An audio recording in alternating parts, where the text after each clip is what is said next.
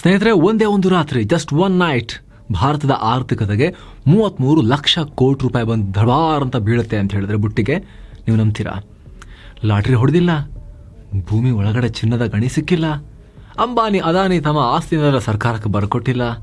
ಆದರೂ ಕೂಡ ನಮ್ಮ GDP ಅದರ ಸೈಜ್ ಸುಮಾರು $400 ಬಿಲಿಯನ್ ಚಿಮ್ಮೋಕೆ ನೆಗೆಯೋಕೆ ರೆಡಿ ಆಗಿದೆ. ಭಾರತಕ್ಕೆ ಅಕೌಂಟ್ಗೆ ಅಷ್ಟು ದುಡ್ಡು $400 ಬಿಲಿಯನ್ ಬಂದು ಬೀಳತ್ತೆ. ಈಗ ಇದೇನಿದು ಮ್ಯಾಜಿಕ್ಕಾ? ಇಲ್ಲ ಎಲೆಕ್ಷನ್ ಹತ್ರ ಬರ್ತಿದೆ ಅಂತ ಹೇಳಿ ಸರ್ಕಾರ ಮಾಡ್ತಿರೋ ಗಿಮಿಕ್ಕಾ? ಅಥವಾ ಇಷ್ಟು ದಿನ ನಮ್ಮ ಕಣ್ಣಿಗೆ ಕಾಣದೇ ಇದ್ದ ಅಸಲಿ ಸತ್ಯ ಈಗ ಆಚೆ ಬರ್ತಾ ಇದೆಯಾ? ಸ್ನೇಹಿತರೆ, ಮಸ್ತ್ ಮಗ ಚಾನಲ್ಗೆ ಸ್ವಾಗತ. ನಾನು ಅಮರ್ ಪ್ರಸಾದ್. ಇವತ್ತಿನ ವಿಚಾರ ಇಂಡಿಯಾಸ್ ಗ್ರೇಟ್ GDP ರೀಸೆಟ್. ಸರ್ಕಾರ ಸೈಲೆಂಟ್ ಆಗಿ ಒಂದು ದೊಡ್ಡ ಆಪರೇಷನ್ ಮಾಡ್ತಾ ಇದೆ. ಅದೇ ಬೇಸ್ ಇಯರ್ ರಿವಿಷನ್ 2026. ಇದು ಬರೀ ನಂಬರ್ ಆಟ ಅಲ್ಲ, ಇದು ನಿಮ್ಮ ಲೈಫ್, ನಿಮ್ಮ ಸಾಲ ಮತ್ತು ನಿಮ್ಮ ಜೇಬಿನ ಕತೆ. Let's start the show. ಹಾಗೆ ಸ್ನೇಹಿತರೆ, ಎಲ್ಲ ಮೆಂಬರ್ ಓನ್ಲಿ ವಿಡಿಯೋಸ್ ಅನ್ನ ನೀವು ಕೂಡ ನೋಡೋಕೆ ವಿಡಿಯೋ ಕೆಳಗಿರೋ ಜಾಯಿನ್ ಬಟನ್ ಮೂಲಕ ಮಸ್ತ್ ಮಗ ಪ್ರೀಮಿಯಂ ಮೆಂಬರ್ಶಿಪ್ ಕುಟುಂಬವನ್ನ ಸೇರಬಹುದು. ಹಾಗೆ 7 ಸ್ಯಾಂಡ್ಸ್ ಟೂರಿಸಂ ಅವರ next trip beautiful Andaman Nicobar ದ್ವೀಪಗಳಿಗೆ. ಡೀಟೇಲ್ಸ್ ಇಲ್ಲಿದೆ, ಆಸಕ್ತರು ಸ್ಕ್ರೀನ್ ಶಾಟ್ ತಗೊಳ್ಳಿ, ಅವರಿಗೆ ಕಾಲ್ ಮಾಡಿ. ಹಳೆ ಕನ್ನಡಕ ಹೊಸ ಪಿಕ್ಚರ್ ವಿಚಾರದ ಆಳಕ್ಕೆ ಇಳಿಯೋದ್ರ ಮೊದಲು ಒಂದು ಸಿಂಪಲ್ ಪ್ರಶ್ನೆ. ಸರ್ಕಾರ ಇವತ್ತಿಗೂ ನಮ್ಮ ದೇಶದ ಆರ್ಥಿಕತೆಯನ್ನು ಆಳಿತಾ ಇರೋದು ಯಾವ ಸ್ಕೇಲ್ ಇಟ್ಕೊಂಡು ಗೊತ್ತಾ? ಹಳೇ ತುಕ್ಕಿಡ್ದಿರೋ ಸ್ಕೇಲ್. 2011-12 ಇಸವಿಯ ಹಳೇ ಸ್ಕೇಲ್. ಸ್ವಲ್ಪ ಫ್ಲ್ಯಾಶ್ ಬ್ಯಾಕಿಗೆ ಹೋಗಿ. 2011ರಲ್ಲಿ ಪ್ರಪಂಚ ಹೇಗಿತ್ತು ಸ್ವಾಮಿ? ವಾಟ್ಸಪ್ ಜಸ್ಟ್ ಹುಟ್ಟಿತ್ತು, ಇನ್ಸ್ಟಾಗ್ರಾಮ್ ರೀಲ್ಸ್ ಇರಲಿಲ್ಲ, ಜಿಯೋ ಡೇಟಾ ಇರಲಿಲ್ಲ, ಬೆಂಗಳೂರಿನ ಟ್ರಾಫಿಕ್ ಸಿಗ್ನಲಲ್ಲಿ ಸ್ಕ್ಯಾನ್ ಮಾಡಿ ಫೋನ್ ಪೇ ಮಾಡೋಕ್ಕಾಗ್ತಾ ಇತ್ತಾ? ಚಾನ್ಸೇ ಇಲ್ಲ.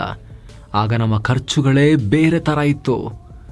ನಾವು CD ತಗೋತಾ ಇದ್ವಿ, CD DVD, ರೇಡಿಯೋ ಕೇಳ್ತಾ ಇದ್ವಿ, ಲ್ಯಾಂಡ್ಲೈನ್ ಬಿಲ್ ಕಟ್ತಾ ಇದ್ವಿ. ಆದರೆ ಇವತ್ತು 2025ರಲ್ಲಿ ನಾವು ನೆಟ್ಫ್ಲಿಕ್ಸ್ ನೋಡ್ತೀವಿ, ಸ್ವಿಗ್ಗಿ ಝೊಮ್ಯಾಟೊ ಆರ್ಡರ್ ಮಾಡ್ತೀವಿ, ಕ್ರಿಪ್ಟೋ ಇನ್ವೆಸ್ಟ್ ಮಾಡ್ತಾ ಇದ್ದೀವಿ, ಶೇರ್ಸ್, ಮ್ಯೂಚುವಲ್ ಫಂಡ್ಸ್, ETF ಅಂತ ನಮ್ಮ ಇನ್ವೆಸ್ಟ್ಮೆಂಟ್ ಟೇಸ್ಟ್ ಚೇಂಜ್ ಆಗಿದೆ. ಆದರೆ ಮಜಾ ಅಂದರೆ ನಮ್ಮ ಸರ್ಕಾರದ ಹಳೆ GDP ಲೆಕ್ಕ ಪುಸ್ತಕದಲ್ಲಿ ಈ ಹೊಸ ಇಂಡಿಯಾದ ಅರ್ಧದಷ್ಟು ಬಿಸ್ನೆಸ್ಗೆ ಜಾಗನೇ ಇರಲಿಲ್ಲ. ಔಟ್ಡೇಟೆಡ್ ಲೆಕ್ಕಾಚಾರಗಳಿದ್ವು. ನಮ್ಮ GDP ಲೆಕ್ಕಾಚಾರ 12 ವರ್ಷ ಹಳೆಯ ಕನ್ನಡಕ ಹಾಕೊಂಡು ಇವತ್ತಿನ ಐಫೋನ್ ಪ್ರಪಂಚವನ್ನ ನೋಡ್ತಾ ಇದೆ. ಸೊ ಏನಾಗ್ತಾ ಇದೆ? ಸರಿ ಕಾಣಿಸ್ತಾ ಇಲ್ಲ, ರಿಯಲ್ ಪಿಕ್ಚರ್ ಕಾಣಿಸ್ತಾ ಇಲ್ಲ, ಚಿತ್ರ ಬ್ಲರ್ ಆಗಿ ಕಾಣಿಸ್ತಿದೆ. ಅದಕ್ಕೆ ಈಗ ಸರ್ಕಾರ ಹೇಳ್ತಾ ಇದೆ, ಟೈಮ್ ಫಾರ್ ಅನ್ ಅಪ್ಗ್ರೇಡ್ ಅಂತ. ಬೇಸ್ ಇಯರ್ 2011 ಅಲ್ಲ, 2011 ಅಲ್ಲ, ಇನ್ ಮುಂದೆ 2023 ಆಗ್ತಾ ಇದೆ. ದ ಶಾಪಿಂಗ್ ಬಾಸ್ಕೆಟ್ ಬುಟ್ಟಿ ಬದಲಾಗಿದೆ. ಸ್ನೇಹಿತರೆ, ಇದನ್ನು ಇನ್ನಷ್ಟು ಸ್ಪೈಸಿ ಆಗಿ ಅರ್ಥ ಮಾಡ್ಕೊಳ್ಳೋಣ. GDP ಅಂದ್ರೆ ಏನು? ಒಂದು ವರ್ಷದಲ್ಲಿ ದೇಶ ಉತ್ಪಾದನೆ ಮಾಡೋ ಸರಕು ಮತ್ತು ಸೇವೆಗಳ ಒಟ್ಟು ಮೊತ್ತ. ಇದನ್ನು ಅಳಿಯೋಕೆ ಸರ್ಕಾರ ಒಂದು ಶಾಪಿಂಗ್ ಬಾಸ್ಕೆಟ್ ಇಟ್ಕೊಂಡಿರುತ್ತೆ. ಜನ ಸಾಮಾನ್ಯವಾಗಿ ಏನನ್ನ ಜಾಸ್ತಿ ಬಳಸ್ತಾರೆ ಅನ್ನೋದು ಆ ಬುಟ್ಟಿಯಲ್ಲಿರುತ್ತೆ. 2011ರ ಹಳೆಯ ಬುಟ್ಟಿಯಲ್ಲಿ ಏನಿತ್ತು? ಕ್ಯಾಸೆಟ್ ಪ್ಲೇಯರ್, ಟೈಪ್ ರೈಟರ್, ಸಾದಾ ಬೇಸಿಕ್ ಮೊಬೈಲ್ ಫೋನ್. ಆದ್ರೆ 2026ರಲ್ಲಿ ಹೊಸ ಬುಟ್ಟಿ ಬರ್ತಾ ಇದೆ. ಅದರಲ್ಲಿ ಏನಿರುತ್ತೆ ಗೊತ್ತಾ? Smart phones, 5G data packs, OTT subscription, EV scooters, EV cars ಮತ್ತು ಆರ್ಟಿಫಿಷಿಯಲ್ ಇಂಟೆಲಿಜೆನ್ಸ್ ಸಾಫ್ಟ್ವೇರ್ ಎಲ್ಲ ಇರುತ್ತೆ. ಯಾವಾಗ ಈ ಹೊಸ ವಸ್ತುಗಳನ್ನ ನಾವು ಲೆಕ್ಕಕ್ಕೆ ತಗೋತೀವೋ, ಆಟೋಮ್ಯಾಟಿಕಲಿ ನಮ್ಮ ಖರ್ಚು ಮತ್ತು ವಹಿವಾಟು ಜಾಸ್ತಿ ಕಾಣುತ್ತೆ. ಇಷ್ಟು ದಿವಸ ಜಾಸ್ತಿ ಇದ್ರೂ ಕೂಡ ಅದು ಲೆಕ್ಕಕ್ಕೆ ತಗೊಳ್ತಾ ಇರಲಿಲ್ಲ. ಈಗ ಅದೆಲ್ಲ ಲೆಕ್ಕಕ್ಕೆ ಸಿಗುತ್ತೆ. ಅದನ್ನು ನಾವು ಸ್ಟಾರ್ಟಿಂಗ್ನಲ್ಲಿ ಹೇಳಿದ್ದು 33 ಲಕ್ಷ ಕೋಟಿ ಜಂಪ್ ಅಂತ. ಇಷ್ಟು ದಿನ ದುಡ್ಡು ಇರಲಿಲ್ವಾ? ಇತ್ತು, ಆದರೆ ಲೆಕ್ಕ ಹಾಕೋಕೆ ನಮ್ಮ ಹತ್ರ ಸರಿಯಾದ ಪೆನ್ನೇ ಇರಲಿಲ್ಲ. ಆದರೆ ನೀವು ಕೇಳ್ಬೋದು, ಈಗ ಸರ್ಕಾರಕ್ಕೆ ಹೊಸ ಲೆಕ್ಕ ಪಕ್ಕ ಕರೆಕ್ಟಾಗಿ ಸಿಗುತ್ತಂತೆ ಏನು ಗ್ಯಾರಂಟಿ? ಮುಂಚೆ ಜನರೇ ಕರೆಕ್ಟಾಗಿ ಮಾಹಿತಿ ಕೊಡ್ತಿರ್ಲಿಲ್ಲ ಸರ್ಕಾರಕ್ಕೆ, ಜೊತೆಗೆ ಲೆಕ್ಕನೇ ಸರಿ ಇಲ್ಲ ಅನ್ನೋ ಆರೋಪಗಳೆಲ್ಲ ಇದ್ವು. ಇವಾಗ ಹಂಗಾಗಲ್ವಾ ಅಂತ? ಇಲ್ಲ. ಯಾಕಂದರೆ ಈಗ ಕೇಂದ್ರ ಸರ್ಕಾರದ ಕೈಯಲ್ಲಿ 2 ಬ್ರಹ್ಮಾಸ್ತ್ರಗಳಿವೆ. Number 1 MCA 21 version 3.0. Number 2 GST network. ಇದರ ಪವರ್ ಏನು ಅಂತ ನಿಮಗೆ ಹೇಳ್ತೀವಿ ಕೇಳಿ ಸ್ನೇಹಿತರೆ. ಹಿಂದೆಲ್ಲ GDP ಲೆಕ್ಕ ಹಾಕುವಾಗ ಅಧಿಕಾರಿಗಳು ರ್ಯಾಂಡಮ್ ಆಗಿ ಒಂದಿಷ್ಟು ಫ್ಯಾಕ್ಟ್ರಿಗಳಿಗೆ ಹೋಗಿ ಸರ್ವೆ ಮಾಡ್ತಾ ಇದ್ರು. ಎಲ್ಲ ಕಡೆ ಇಲ್ಲ. ಏನಪ್ಪ ಈ ವರ್ಷ ಎಷ್ಟು ವ್ಯಾಪಾರ ಆಯ್ತಾ ಅಂತ ಕೇಳ್ತಾ ಇದ್ರು. ಅವ್ರು ಹೇಳಿದ್ದನ್ನು ಬರ್ಕೊಂಬರ್ತಾ ಇದ್ರು. ಇದನ್ನ ASI annual survey of industries ಅಂತ ಕರಿತಾ ಇದ್ವಿ. ಇವಾಗ ಹಂಗಿಲ್ಲ ಸ್ವಾಮಿ. ಈಗ ಪ್ರತಿಯೊಂದು ಕಂಪನಿ ತಮ್ಮ ಬ್ಯಾಲೆನ್ಸ್ ಶೀಟನ್ನು MCA ministry of corporate affairs ಪೋರ್ಟಲ್ನಲ್ಲಿ ಅಪ್ಲೋಡ್ ಮಾಡಲೇಬೇಕು. ಅದು ರಿಯಲ್ ಟೈಮ್ ಡೇಟಾ. ಇನ್ನೊಂದು ಕಡೆ GST. ನೀವು ₹1 ಚಾಕ್ಲೇಟ್ ತೊಗೊಂಡ್ರು ಕೂಡ ಅದರ ಟ್ಯಾಕ್ಸ್ ಇನ್ಫಾರ್ಮೇಷನ್ ಸರ್ವರ್ಗೆ ಹೋಗಿರುತ್ತೆ. ಹಳ್ಳಿ ಅಂಗಡಿಯಿಂದ ಹಿಡಿದು ಹೋಟೆಲ್ ಮಾಲ್ವರೆಗೆ ಪ್ರತಿಯೊಂದು ಟ್ರಾನ್ಸಾಕ್ಷನ್ ರೆಕಾರ್ಡ್ ಆಗ್ತಿದೆ. GST ಇಲ್ಲದೆ ಏನು ಟ್ರಾನ್ಸಾಕ್ಷನ್ಸ್ ಆಗ್ತಾನೇ ಇಲ್ಲ. ಹೆಚ್ಚಿನವುಗಳು ರಿಯಲ್ ಎಸ್ಟೇಟಲ್ಲಿ ಆಗೋ ಅಕ್ರಮಗಳು ಬಿಟ್ಟರೆ, ಕ್ಯಾಶ್ ಎಷ್ಟು ಕೊಡ್ತೀನಿ ಲೆಕ್ಕಕ್ಕಿಲ್ಲ, ಆನ್ ಪೇಪರ್ ಇಷ್ಟು ತೋರಿಸೋಣ, ಅದೊಂದು ಬಿಟ್ಟರೆ ಅದೊಂದು ರಿಪೇರಿ ಆಗೋದು ಬಾಕಿ ಇದೆ. ಉಳಿದಂತೆ ಎಲ್ಲ ಕಡೆ ಈಗ ಟ್ರ್ಯಾಕ್ ಸಿಗ್ತಾ ಇದೆ. ಸೊ ಸರ್ಕಾರ ಈಗ ಅಂದಾಜು ಮಾಡ್ತಿಲ್ಲ, ಇಷ್ಟಿರ್ಬೋದು ಅಂಥೇಳಿ. ಅವರ ಹತ್ರ ಎಕ್ಸ್ರೇ ಮಿಷಿನ್ ಇದೆ. ಅಸಂಘಟಿತ ವಲಯ ಅಂದರೆ ಅನ್ಆರ್ಗನೈಸ್ ಸೆಕ್ಟರ್ ಅಂತ ನಾವೇನು ಕರಿತಿದ್ವಿ, ಅದೆಲ್ಲ ಈಗ ಮೇನ್ ಸ್ಟ್ರೀಮ್ಗೆ ಬರ್ತಾ ಇದೆ. The missing sectors, gig economy and green power. ಈ ಹೊಸ ಲೆಕ್ಕಾಚಾರದಲ್ಲಿ ಅತಿ ದೊಡ್ಡ ಹೀರೋಗಳು ಯಾರು ಗೊತ್ತಾ? ನೀವು ಮತ್ತು ನಾವು. ಎಸ್, ಸೀರಿಯಸ್ ಆಗಿ ಹೇಳ್ತಾ ಇದೀವಿ ಸ್ನೇಹಿತರೆ. ಉದಾಹರಣೆಗೆ ಗಿಗ್ ಎಕಾನಮಿ. ಬೆಂಗಳೂರು, ಮೈಸೂರು, ಹುಬ್ಬಳ್ಳಿಯಲ್ಲಿ ಲಕ್ಷಾಂತರ ಜನ ಡೆಲಿವರಿ ಬಾಯ್ಸ್ ಆಗಿ, ಕ್ಯಾಬ್ ಡ್ರೈವರ್ಸ್ ಆಗಿ, ಫ್ರೀಲಾನ್ಸರ್ಸ್ ಆಗಿ ದುಡಿತಾ ಇದ್ದಾರೆ. ಆದ್ರೆ ಹಳೆಯ 2011 ಲೆಕ್ಕದಲ್ಲಿ ಇವರೆಲ್ಲ ನಿರುದ್ಯೋಗಿಗಳು ಅಥವಾ ಲೆಕ್ಕಕ್ಕೆ ಸಿಗದವರು. ಆದ್ರೆ ಹೊಸ ಬೇಸ್ ಇಯರ್ ನಲ್ಲಿ ಇವರ ಪ್ರತಿಯೊಂದು ಟ್ರಿಪ್, ಪ್ರತಿಯೊಂದು ಡೆಲಿವರಿ ಚಾರ್ಜಸ್, ಎಕ್ಸ್ಟ್ರಾ ಆಡ್ ಆದ ಟಿಪ್ ದೇಶದ GDPಗೆ ಸೇರ್ಪಡೆಯಾಗುತ್ತೆ. ಇನ್ನೊಂದ್ ಕಡೆ ಗ್ರೀನ್ ಎನರ್ಜಿ. ಮನೆ ಮೇಲೆ ಸೋಲಾರ್ ಹಾಕ್ಸಿರ್ತೀರಾ, ಎಲೆಕ್ಟ್ರಿಕ್ ಗಾಡಿ ಓಡಿಸ್ತಾ ಇದ್ದೀರಾ. ಇದು ಬರೀ ಪರಿಸರ ಉಳಿಸೋದಲ್ಲ, ಇದು ಎಕಾನಾಮಿಕ್ ಆಕ್ಟಿವಿಟಿ. ಹಿಂದೆ ಲೆಕ್ಕ ಇರಲಿಲ್ಲ, ಹಳೆ ಸ್ಕೇಲ್ ಅಲ್ಲಿ ಇದು ಕೌಂಟ್ ಆಗ್ತಿರ್ಲಿಲ್ಲ. ಈಗ ಅದಕ್ಕೆ ಸಪರೇಟ್ ಕಾಲಮ್ ಇದೆ. ಹಾಗೆ ಕಾಂಟೆಂಟ್ ಕ್ರಿಯೇಟರ್ಸ್ ಮತ್ತು ಇನ್ಫ್ಲೂಯೆನ್ಸರ್ಸ್, ಡಿಜಿಟಲ್ ಮೀಡಿಯಾ, ಇವರ ಆದಾಯ ಕೂಡ ಕೋಟಿಗಳ ಲೆಕ್ಕದಲ್ಲಿದೆ. ಇಡೀ ದೇಶದಲ್ಲೆಲ್ಲ ಚೆಕ್ ಮಾಡಿದಾಗ $1 ಬಿಲಿಯನ್ ರೀಚ್ ಆಗುತ್ತೆ. ಇಷ್ಟು ದಿನ ಇದು ಅದರ್ ಇನ್ಕಮ್ ಅಂತ ಮೂಲೆಗೆ ಬೀಳ್ತಾ ಇತ್ತು. ಈಗ ಇದೇ ಡಿಜಿಟಲ್ ಸರ್ವಿಸ್ ಎಕಾನಮಿ ಆಗ್ತಾ ಇದೆ. ಅರ್ಥ ಆಯ್ತಲ್ವಾ ಸ್ನೇಹಿತರೆ? ನಮ್ಮ ಆರ್ಥಿಕತೆಯ ಸ್ವರೂಪ ಬದಲಾಗಿದೆ. ಈಗ ಲೆಕ್ಕಾಚಾರ ಕೂಡ ಅಷ್ಟೇ ಸ್ಮಾರ್ಟ್ ಆಗ್ತಾ ಇದೆ. ಈಗ ಬರೋಣ ಮೇನ್ ಮ್ಯಾಟರ್ಗೆ. ಈ ಹೊಸ ಲೆಕ್ಕಾಚಾರದಿಂದ ಏನಾಗುತ್ತೆ? ನಮ್ಮ ಎಕಾನಮಿಸ್ಟ್ಗಳು ಹೇಳ್ತಿರೋ ಪ್ರಕಾರ ಬೇಸ್ ಇಯರ್ ಚೇಂಜ್ ಆದ ತಕ್ಷಣ GDP ಮೌಲ್ಯ ಕನಿಷ್ಠ 8% ನಿಂದ 12% ನಷ್ಟು ಜಂಪ್ ಆಗುತ್ತೆ. ಅಂದ್ರೆ ಇವಾಗಿರೋ 8ರಿಂದ ಸೀದಾ 12ಕ್ಕೆ ಹೋಗುತ್ತೆ ಅಂತಲ್ಲ.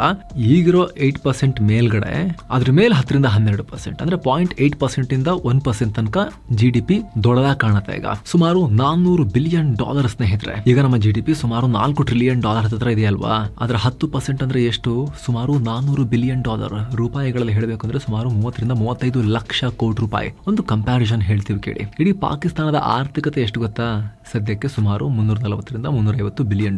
ಅಂದ್ರೆ ನಮ್ಮ ಆರ್ಥಿಕತೆಗೆ ಹೊಸದಾಗಿ ಸೇರ್ಪಡೆ ಆಗ್ತಿರೋ ಮೊತ್ತಾನೆ ಇಡೀ ಪಾಕಿಸ್ತಾನದ GDPಗಿಂತ ಜಾಸ್ತಿ. ಇದು ಗಾಳಿಲಿ ಗುಂಡು ಹಿಡಿಯೋದಲ್ಲ, ಇದು ಡೇಟಾ ಕರೆಕ್ಷನ್.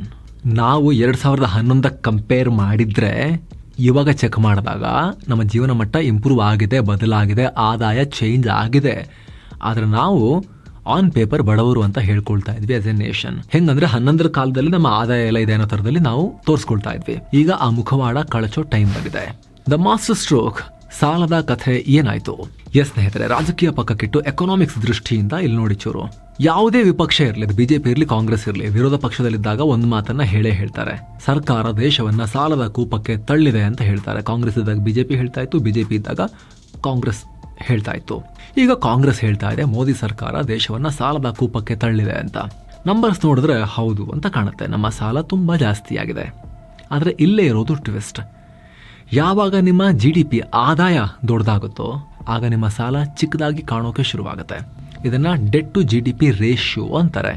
ಉದಾಹರಣೆಗೆ ನಿಮ್ಮ ಮೇಲೆ 10 ಲಕ್ಷ ರೂಪಾಯಿ ಸಾಲ ಇದೆ. ನಿಮ್ಮ ಸಂಬಳ 5 ಲಕ್ಷ ರೂಪಾಯಿ ಇದ್ರೆ ನೀವು ಡೇಂಜರ್ ಝೋನ್ನಲ್ಲಿ ಇದ್ದೀರಾ. ಆದರೆ ನಿಮ್ಮ ಸಂಬಳ 10 ಲಕ್ಷ 5 ಲಕ್ಷ ಅಲ್ಲ ಅಂತ ಪ್ರೂವ್ ಆದರೆ ಆಗ ಆ 10 ಲಕ್ಷದ ಸಾಲ ದೊಡ್ಡ ವಿಚಾರ ಅಲ್ಲ ಅನ್ಸುತ್ತಲ್ವಾ? ಈಗ ಅದೇ ಆಗುತ್ತೆ next. GDP base year revise ಆದ ತಕ್ಷಣ ನಮ್ಮ ಸಾಲದ ಅನುಪಾತ ರೇಷಿಯೋ ಆಟೋಮ್ಯಾಟಿಕಲಿ ಡೌನ್ ಆಗುತ್ತೆ. ಇದರಿಂದ ಏನು ಲಾಭ? ಅಂತಾರಾಷ್ಟ್ರೀಯ ಮಾರುಕಟ್ಟೆಯಲ್ಲಿ ಭಾರತದ ಮರ್ಯಾದೆ ಜಾಸ್ತಿ ಆಗುತ್ತೆ.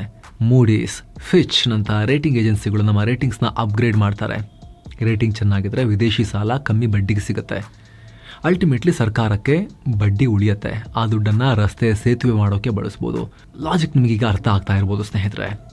IMF ಕೂಡ ನಮಗೆ ರೀಸೆಂಟಾಗಿ ನಿಮ್ದು ಏನು ಹಳೆ ಸ್ಕೇಲ್ ಇಟ್ಕೊಂಡಿದ್ದೀರಾ, ರೀಸೆಂಟ್ ಇಟ್ಕೊಳ್ಳಿ, ನಿಮ್ಮ ಆರ್ಥಿಕತೆಯ ನಂಬರ್ಸನ್ನು ಕರೆಕ್ಟಾಗಿ ಕ್ಯಾಪ್ಚರ್ ಮಾಡ್ತಾ ಇಲ್ಲ ಅಂತ ಭಾರತಕ್ಕೆ ಹೇಳಿತ್ತು. ನಮಗೆ ಕಳೆದ ದಶಕಗಳಿಂದ ಸಿಗರೇಟ್ ಕೊಡ್ತಿದ್ದಾರೆ, ಅದನ್ನು ಮೇಂಟೈನ್ ಕಂಟಿನ್ಯೂ ಮಾಡಿತ್ತು. ಈಗ ನೆಕ್ಸ್ಟ್ ಅದೆಲ್ಲವೂ ಕೂಡ ಚೇಂಜ್ ಆಗ್ತಾ ಇದೆ. ಸೊ ವಾಟ್, ನಮಗೇನು ಲಾಭ? ಈಗ ಸುಮಾರು ಜನ ಕೇಳ್ಬೋದು, ಆಯಿತು ಸರಿ GDP ನಂಬರ್ ಜಾಸ್ತಿ ಆಯಿತು, ನನ್ನ ಸಂಬಳ ಜಾಸ್ತಿ ಆಯಿತಾ ಅಂತ ಪ್ರಶ್ನೆ ಕೇಳ್ಬೋದು. ನಾಳೆ ಬೆಳಗ್ಗೆ ಹಾಲಿನ ಪ್ಯಾಕೆಟ್ ರೇಟ್ ಕಮ್ಮಿ ಆಗುತ್ತೇನ್ರಿ? ಪೆಟ್ರೋಲ್ ಬೆಲೆ ಇಳಿಯುತ್ತೇನ್ರಿ? ಇಲ್ಲ. ನೇರ ಉತ್ತರ ಇಲ್ಲ. ನಿಮ್ಮ ಕೈಗೆ ನಾಳೆನೇ ದುಡ್ಡು ಬಂದು ಬೀಳಲ್ಲ. ಇದು ರಿಯಲ್ ಎಕಾನಮಿಯಲ್ಲಿ ದುಡ್ಡು ಬರೋದಲ್ಲ, ಇದು ಬುಕ್ ಎಕಾನಮಿಯಲ್ಲಿ ಆಗೋ ಬದಲಾವಣೆ. ನಮ್ಮ ಸ್ಥಿತಿ ಇದ್ದಕ್ಕಿದ್ದಂತೆ ಈ ನಂಬರ್ ಚೇಂಜ್ ಆದಾಗ ಆಗೋದಿಲ್ಲ. ಇದು 10 ವರ್ಷಗಳ ಹಿಂದಿನ ಲೆಕ್ಕ ಇತ್ತು, ಫಾಲೋ ಮಾಡ್ತಿದ್ವಿ. ಲಾಸ್ಟ್ 10 ಇಯರ್ಸ್ದು ಆಗಿರೋ ಬದಲಾವಣೆಗಳನ್ನು ಕ್ಯಾಲ್ಕುಲೇಷನ್ಗೆ ತಗೊಂಡೇ ಇರಲಿಲ್ಲ, ಅದನ್ನು ಸೇರಿಸ್ಕೊಳ್ತಾ ಇದ್ದೀವಿ. ಸೊ ಇಲ್ಲಿ ಹೊಸ ಲಾಭ ಏನು ಬರುತ್ತೆ ಅನ್ನೋದಕ್ಕಿಂತ ಆಲ್ರೆಡಿ ಆಗಿರೋ ಲಾಭವನ್ನು ಲೆಕ್ಕ ಮಾಡೋ ವಿಚಾರ, ಇದು ಲೆಕ್ಕಕ್ಕೆ ತಗೊಳ್ಳೋ ವಿಚಾರ. ಆದರೆ ಲಾಂಗ್ ಟರ್ಮ್ನಲ್ಲಿ ಸ್ನೇಹಿತರೆ ಎಕ್ಸ್ಟ್ರಾ ಬೆನಿಫಿಟ್ಸ್ ಇದ್ದೇ ಇದೆ. ಯಾವಾಗ GDP ಸೈಜ್ ದೊಡ್ಡದಾಗುತ್ತೋ ಅಮೆರಿಕ, ಚೈನಾ, ಯುರೋಪ್ ನಮ್ಮನ್ನ ನೋಡೋ ರೀತಿ ಚೇಂಜ್ ಆಗುತ್ತೆ. ಒಂದು ಎಕ್ಸಾಂಪಲ್ ಕೊಡ್ತೀವಿ. ನಿಮ್ಮ ಮೇಲೆ 50 ಲಕ್ಷ ರೂಪಾಯಿ ಸಾಲ ಇದೆ ಅಂತ ಇಟ್ಕೊಳ್ಳಿ. ನಿಮ್ಮ ಸಂಬಳ ಬರೀ 10,000 ಇದ್ರೆ ಬ್ಯಾಂಕ್ನವರು ನಿಮ್ಮ ಬಾಗಿಲೊಳಗೂ ಸೇರಿಸಲ್ಲ. ಅದೇ ನಿಮ್ಮ ಸಂಬಳ 1 ಲಕ್ಷ ಅಂತ ಗೊತ್ತಾದ್ರೆ, ಬನ್ನಿ ಸರ್ ಕಾಫಿ ಕುಡೀರಿ, ನೋಡಿ ಸರ್ ಹೊಸ ಲೋನ್ ಪ್ರಾಡಕ್ಟ್ಸ್ ಇದೆ, ನಿಮ್ಮ ಹಳೆ ಲೋನು ಕಟ್ತಾ ಇದ್ದೀರಲ್ವಾ, ನೋಡಿ ಇನ್ನೊಂದು ಬೇಕಾ ಅಂತ ಕೇಳ್ತಾರೆ. ದೇಶಕ್ಕೂ ಕೂಡ ಅಷ್ಟೇ, ನಮ್ಮ ಸಾಲ ಡೆಟ್ ಹಾಗೇ ಇರುತ್ತೆ, ಆದರೆ ನಮ್ಮ ಆದಾಯ ಈಗ ದೊಡ್ಡದಾಗಿ ಕಾಣಿಸುತ್ತೆ. ನಮ್ಮ ಕ್ರೆಡಿಟ್ ರೇಟಿಂಗ್ ಜಾಸ್ತಿ ಆಗುತ್ತೆ. ವಿದೇಶಿ ಕಂಪನಿಗಳು ಕ್ಯೂ ನಿಂತು ಇನ್ವೆಸ್ಟ್ ಮಾಡೋಕ್ಕೆ ಮುಂದೆ ಬರ್ಬೋದು, ಜಾಸ್ತಿ ಫ್ಯಾಕ್ಟ್ರಿಗಳು ಬರ್ಬೋದು, ಆಮೇಲೆ ಜಾಸ್ತಿ ಕೆಲಸ ಎಲ್ಲ ಸಿಗುತ್ತೆ. ಜೊತೆಗೆ ಸರ್ಕಾರದ ಹತ್ರ ಪಕ್ಕಾ ಡೇಟಾ ಇದ್ದರೆ ಯೋಜನೆಗಳನ್ನು ಸರಿಯಾಗಿ ರೂಪಿಸ್ಬೋದು. ಉದಾಹರಣೆಗೆ ಕೃಷಿ ವಲಯದಲ್ಲಿ ನಾವು ಅಂದುಕೊಂಡಿದ್ದಕ್ಕಿಂತ ಕಡಿಮೆ ಆದಾಯ ಬರ್ತಾ ಇದೆ ಅಂತ ಡೇಟಾ ಹೇಳಿದ್ರೆ ಸರ್ಕಾರ ಅಲ್ಲಿ ಹೆಚ್ಚು ಸಬ್ಸಿಡಿ ಕೊಡ್ಬೋದು. ಅಥವಾ ಟೆಕ್ಸ್ಟೈಲ್ಸ್ನಲ್ಲಿ ಹೆಚ್ಚು ಉದ್ಯೋಗ ಸಿಗ್ತಾ ಇದೆ ಅಂತ ಗೊತ್ತಾದರೆ ಅಲ್ಲಿ ಹೆಚ್ಚು ಫ್ಯಾಕ್ಟ್ರಿ ಓಪನ್ ಮಾಡೋಕ್ಕೆ ಪ್ಲಾನ್ ಮಾಡ್ಬೋದು. ಅಂದರೆ ಕತ್ತಲಲ್ಲಿ ಕಲ್ಲು ಹೊಡೆಯೋ ಬದಲು ಲೈಟ್ ಹಾಕೊಂಡು ಕರೆಕ್ಟಾಗಿ ಏಮ್ ಮಾಡಿ ಗೈಡೆಡ್ ಮಿಸೈಲ್ ಥರ ಗುರಿ ಇಡೋಕೆ ಸಾಧ್ಯ ಆಗುತ್ತೆ. ಇದರ ಲಾಭ ತಕ್ಷಣಕ್ಕೆ ಸಿಗಲ್ಲ, ಆದರೆ ಮುಂದಿನ 5-10 ವರ್ಷಗಳಲ್ಲಿ ದೇಶಕ್ಕೆ ಸಿಗುತ್ತೆ. ಇದು long term game. $5 trillion economy ಹತ್ತಿರ. ಎಸ್, ಕಡೆಯ ಬಿಗ್ ಪಿಕ್ಚರ್ ನೋಡೋಣ. PM ಮೋದಿ ಹೇಳ್ತಾ ಇದ್ರು ಪದೇ ಪದೇ ನಾವು $5 ಟ್ರಿಲಿಯನ್ ಎಕಾನಮಿ ಆಗ್ತೀವಿ ಅಂತ.